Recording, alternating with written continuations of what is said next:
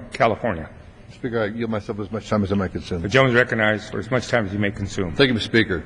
Today I rise in support of House Resolution 1434, recognizing the significance of home ownership in America. Every year this body comes together to designate June as National Homeownership Month.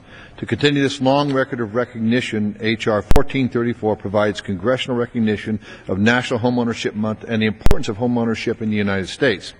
Owning a home is a fundamental part of the American dream and is the largest personal investment most families will ever make. For millions of families across the country, a home is more than just a symbol of the American dream, it's the backbone of the American way of life. Moreover, in addition to providing financial benefits to individuals, homeownership helps strengthen communities. Since homeownerships are investing not only in themselves but in the community, they have a greater stake in the success of their local schools, civic organizations, and churches. For the past several years, this country has experienced significant upheaval in the United States housing market. The turmoil being experienced by homeowners has been devastating and swift-moving, and the Americans are looking to their leaders in government to end the terrible housing situation without placing an additional burden on the taxpayers. My home state of California in particular has been heavily impacted by the mortgage crisis, with thousands of families losing their homes. 34% of homeowners in my state currently have negative equity in their home. It is crucial that the body recognize the impact of the problems facing the housing market so it can take steps to ensure that equity and liquidity return to the marketplace. Despite all this is occurring in the current housing market, we need to remember that homeownership has historically been the single largest creator of wealth for most Americans. As someone who has been involved in the industry for over 35 years as a developer, I've seen my fair share of the housing market turndowns. From these experiences, I have learned that times of stress is important to ensure liquidity continues to flow to the housing market in order to keep the market functioning.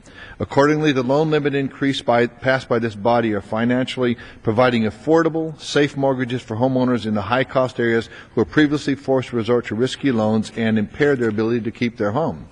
Additionally, to bring stability to the housing market and encourage responsible homeownership, I have sponsored legislation to allow homeowners going through foreclosure to stay in their homes and have the option of buying them back in the future. During these economically challenging times, it is more important than ever to provide relief to hardworking Americans. In conclusion, the first quarter of 2010, the national homeownership rate decreased to 67.1%.